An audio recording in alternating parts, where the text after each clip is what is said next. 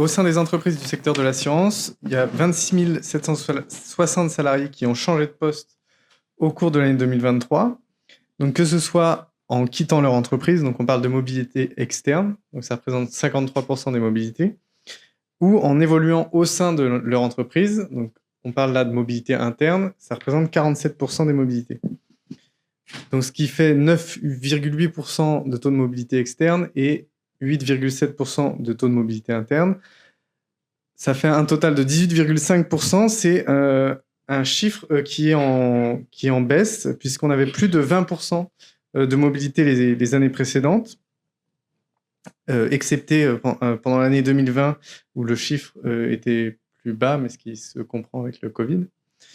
Donc l'évolution de cet indicateur va être à suivre dans les prochaines années. S'il y a une contraction qui se confirme sur les mobilités, ce serait intéressant de comprendre l'évolution des motivations des salariés qui quittent leur poste. Ensuite, quand on passe à la partie plutôt droite de la slide, il est intéressant de noter que les salariés avec un niveau de diplôme inférieur ou égal au bac sont plus nombreux à quitter leur entreprise, alors que ceux qui ont un niveau de diplôme supérieur ou égal à bac plus 5, et donc par extension les cadres, ont davantage tendance à jouer la carte de la mobilité interne que les autres. Voilà pour les chiffres sur la mobilité. Merci Léo. Alors c'est vrai que si on remonte ne serait-ce que 2 ans en arrière, on entendait parler beaucoup de la grande démission. Alors c'était surtout aux États-Unis, on se demandait si la vague, comme d'autres, allait atteindre l'Europe et en particulier la France, sachant que le secteur de l'assurance souffrant de manière chronique d'un défaut d'attractivité. Donc on pouvait sans doute craindre le pire. C'est vrai que depuis le début, les chiffres que l'on monte, les effectifs sont croissants, les recrutements le sont, l'alternance également. Donc l'attrait de notre secteur pour des jeunes qui s'engagent dans la carrière. Et puis là, on voit que la mobilité cette année est en recul, même si elle reste un peu moins d'un salarié sur 5 change, on va dire, de poste. Alors soit par le fait de changer d'entreprise ou par le contexte d'une mobilité interne. Ça veut dire à la fois quand même que l'assurance, là aussi pour être trivial, c'est quand même pas poussiéreux, ça bouge, et qu'on peut avoir plusieurs vies, plusieurs métiers et de vrais parcours professionnels au sein de nos entreprises. Mais on voit aussi que sur l'année 2023, il y a un fléchissement de cette mobilité, que ce soit le turnover ou les mobilités internes. Est-ce que c'est quelque chose que vous ressentez également dans vos entreprises respectives? Est-ce que vous avez le sentiment que l'ambiance change un peu et qu'il y a un peu moins de fébrilité sur le marché de l'emploi et dans vos effectifs propres? Laurent, par exemple? Oui, sur la diminution du turnover, c'est quelque chose que l'on constate. Je dirais qu'on est très fiers de ça parce que c'est le résultat d'une politique ambitieuse et ça a demandé vraiment beaucoup d'efforts. Donc il a fallu s'intéresser, comme le disait Léo tout à l'heure, à mieux comprendre les facteurs qui pouvaient inciter les collaborateurs à rester dans l'entreprise ou à partir pour aller voir ailleurs. Et puis il a fallu trouver des réponses adaptées. Donc on constate qu'effectivement on a réussi ou on est en passe de réussir quelque chose sur ce sujet-là. Donc, confirmer qu'on vient par hasard, mais on y reste par choix. Je ne sais pas s'ils viennent par hasard. Sauf atavisme familial. Je n'ai pas posé la question, mais on essaie de leur suggérer de rester par choix. Oui, c'est vrai qu'on ne manque pas de faire des efforts pour se faire mieux connaître de la part du grand public. Oui, Caroline Rode d'AXA. Ce que je voulais dire simplement, c'est que ça recouvre des situations qui sont assez différentes. On s'aperçoit que dans cette masse de mobilité, qu'elle soit externe ou interne, on a des métiers qui vont être, je dirais, à la fois beaucoup plus sollicités, que ce soit sur le fait de démission ou de mouvement. Je pense par exemple à des métiers comme la souscription, je pense à des métiers aussi sur l'actuariat, le développement IT. Donc ça recouvre en fait des situations assez différentes en fonction des lignes de métier. Voilà, c'est juste ce que je voulais ajouter. Merci Caroline. Effectivement, c'est un point important. On n'a pas... Alors, on a On n'a pas développé tous ces points-là là ici, mais il y en a certains qui sont inclus dans le ROMA, donc qui n'est pas en vente dans toutes les bonnes librairies, mais voilà, en libre accès sur notre site. Effectivement, le métier est un facteur important. Si on revient, on avait fait une étude d'ailleurs il y a quelques années sur une analyse des mobilités dans le secteur de l'assurance, et on avait mis à plat les différents facteurs pour savoir si certains étaient plus discriminants que d'autres, alors discriminants ou révélateurs que d'autres. Notamment, est-ce qu'on avait notamment relevé que les cadres sont plus mobiles que les non-cadres, que les hommes et les femmes sont aussi mobiles les uns que les autres, sauf les femmes entre 35 et 45 ans, voire 50 ans. Donc on imagine qu'il y a sûrement un lien avec la maternité. Que certains métiers aussi étaient structurellement plus mobiles que d'autres. Je pense en particulier aux métiers de l'organisation, pas que, mais qui ont plutôt un profil. À l'époque, on parlait de hub, c'est-à-dire que c'est un métier qui accueille beaucoup de personnes qui sont en réflexion sur leur évolution professionnelle et qui, au travers une période où ils vont travailler sur l'organisation de l'entreprise, avoir l'occasion aussi de mieux connaître l'entreprise, ses articulations et se repositionner ensuite vers d'autres métiers. Donc effectivement, le métier est important. Les actuaires, vous les citiez tout à l'heure, c'est vrai que les jeunes actuaires vont plutôt faire ce qu'on appelle l'inventaire sur les calculs, l'actualisation des provisions techniques et des placements réglementés, alors que les autres, avec un peu plus de bouteilles, feront valoir que leur préférence va plutôt sur de la création de produits en contact direct avec les équipes du marketing de l'offre. Donc voilà, tout ça contribue et participe à cette mobilité que l'on observe, alors sortante ou interne. Stéphanie, vous aussi, vous faites ce même constat que... Non. Eh ben non. Alors justement... Non, enfin en tout cas, pas pour l'année 2023. Et tout à l'heure, vous citiez en fait les marques Massif et bien sûr Abeille, en fait, qui sont membres du groupe. Il y a également les marques Ophi et Aesio. Et en fait, ces 4 marques, en fait, pour l'année 2023, il y a eu une mobilité intramarque très, très vigoureuse, beaucoup plus élevée, voire le double, voire le triple des 2 années précédentes. Alors, AEMA Group est un groupe récent, et puisqu'en fait, la date de création, c'est 2021. Et au demeurant, en termes de mobilité intragroupe, l'année 2023 a pu accueillir 24 mobilités intragroupe. C'est intéressant de voir comment en si peu de temps, en réalité, des opportunités ont pu être saisies et se concrétiser. Alors, quelques différences et quelques ressemblances par rapport aux moyennes qui sont affichées ici. La ressemblance, c'est que la moyenne d'âge des 24 mobilités est exactement celle qui est indiquée là, quasiment. Le taux de cadre est également plus élevé, un peu plus élevé que celui-ci.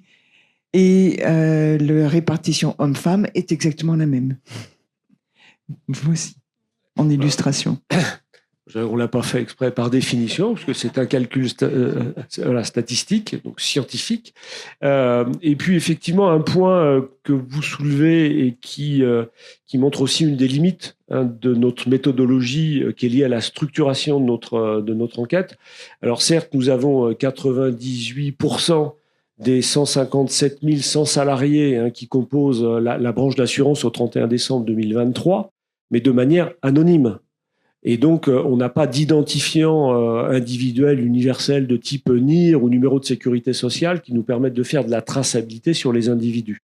Alors, ils ont certes un numéro d'ordre qui nous est communiqué par l'entreprise, mais ce numéro d'ordre qui est souvent assis sur un numéro de matricule, donc qui pour nous reste neutre, mais ce numéro de matricule peut changer lorsqu'un salarié opère une mobilité interne pour changer de filiale, pour passer de la Massif à Aesio ou chez Abeille, ou de GMF, MMA ou MAF, ou à l'intérieur d'Allianz, pareil. Enfin, j'ai le souvenir, il y a bien à chaque fois une vingtaine d'entreprises, d'entités juridiques distantes Voilà, c'est pareil. Voilà, je me tourne vers Caroline pour AXA. C'est exactement la même chose. Et de fait, nous, comme on n'a pas cette possibilité de traçabilité, pour nous, c'est une sortie externe. Alors, quand on a une sortie externe, c'est du turnover à l'échelle de l'entité juridique, mais pas nécessairement à l'externe du groupe. Et donc, voilà, il faut alors à la fois sans doute pondérer ce taux de mobilité externe, parce que c'est pas des gens qui quittent le groupe, et sûrement encore moins le secteur de l'assurance. Et sur la mobilité interne, l'autre biais statistique de notre enquête, pour vous dire ce qui se passe dans les coulisses, en arrière-cuisine, c'est le fait que notre porte d'entrée, c'est le métier, sur la base du découpage en 45 grands métiers de notre nomenclature. Mais on peut changer de poste sans changer de métier. On fait de l'indemnisation sur des sinistres simples, on passe sur des sinistres complexes. Mais en réalité, le poste est redéfini et repositionné de la même manière. Il n'y a pas nécessairement changement de métier. Où on faisait du corporel, on fait du contentieux et on reste à l'intérieur du même métier. Donc voilà, c'est une des limites à l'exercice. Bon, après, on s'inscrit sur une continuité statistique. C'est pas le chiffre en lui-même qui est important, c'est la tendance générale qu'il révèle pour savoir si on est sur une tendance haussière, baissière ou en stabilité. Oui, Valérie. J'aimerais réagir aussi. Je suis comme Stéphanie, je me retrouve pas effectivement dans ces chiffres. Je pense que c'est aussi le fruit des différents dispositifs pour favoriser cette mobilité que nous mettons en place au sein de l'entreprise. J'ai envie d'en citer 2-3 très rapidement pour illustrer ces dispositifs. Je pense notamment à un dispositif qu'on appelle Vie ma vie, qui permet de découvrir la réalité des métiers pour la réalité terrain, pour le métier qui est visé. Donc ça, c'est vraiment très intéressant pour un collaborateur qui est dans la construction de son parcours. Je pense également aussi à des dispositifs de type mission, qui est un véritable levier pour mettre en mouvement dans le cadre de la construction d'un parcours. Et je terminerai par un dispositif qui a pas mal de succès, qui est le top 15 des métiers qui recrutent, qui est partagé chaque année et qui sensibilise l'ensemble des collaborateurs sur les principaux métiers qui vont recruter dans les 3 ans à venir au sein de Covea et qui permet d'alimenter les collaborateurs dans leur réflexion sur leur construction de leur projet et de leur parcours. Parce que ce qui est intéressant dans vos propos, mais ça amène aussi une question derrière, c'est que certes, il y a des mobilités, mais est-ce que c'est envie d'aller voir ailleurs parce qu'il y a quelque chose d'autre, ou est-ce qu'on regrette de ne pas pouvoir faire quelque chose dans le poste qu'on occupe? C'est là où sans doute il y a une réflexion à savoir, c'est-à-dire que notamment dans nos travaux, on parlait de fidélisation. Alors fidélisation au sein de l'entreprise, certes, mais peut-être fidélisation aussi sur son poste de travail. Ça peut être aussi un axe à développer pour aller dans ce sens et qui pourrait expliquer cette baisse de la mobilité. Oui, tout à fait. Effectivement, les postes évoluent, les contenus des postes évoluent. Donc, demeurer un professionnel compétent, c'est en soi un projet intéressant, un projet exigeant, un projet éventuellement motivant.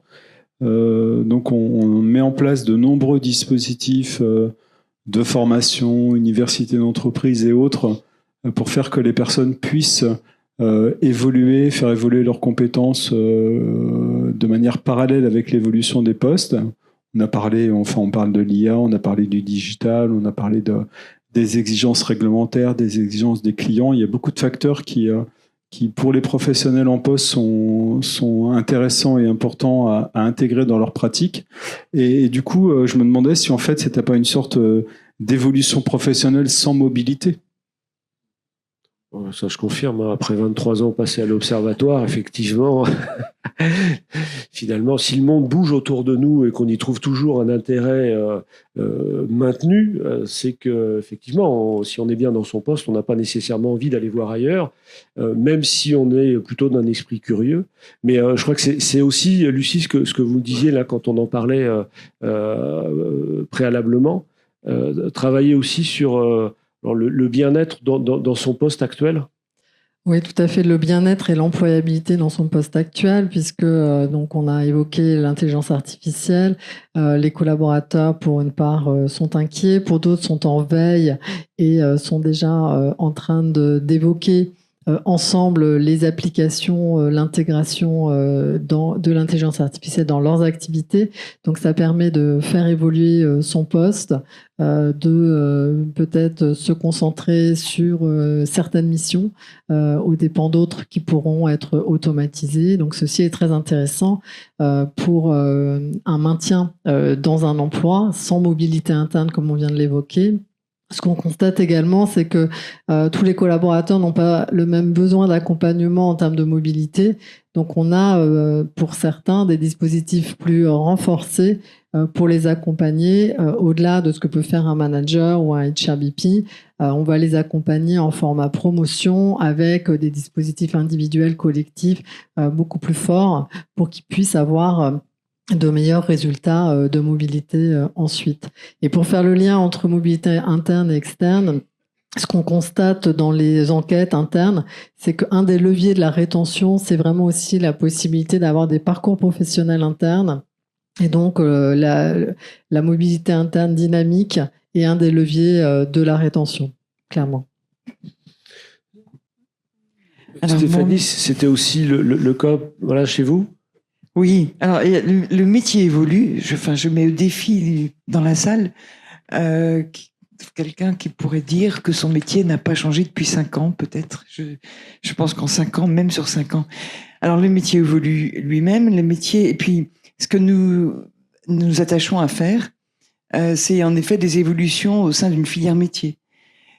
Puisqu'un même conseiller pourra exercer son métier avec des missions complémentaires et ou différentes, et ou un environnement différent selon la marque du groupe. Ou le métier audit, ce serait exactement le même sujet. Dans le cadre de sa famille métier audit, il pourrait envisager d'augmenter ses compétences en changeant éventuellement en fait d'entité et ou de marque. Et donc ce que nous promouvons ou allons promouvoir, c'est cette diversité d'expériences, de professionnalisation, de parcours au sein du groupe avec une diffusion via un site dont le seul sujet est la mobilité intragroupe.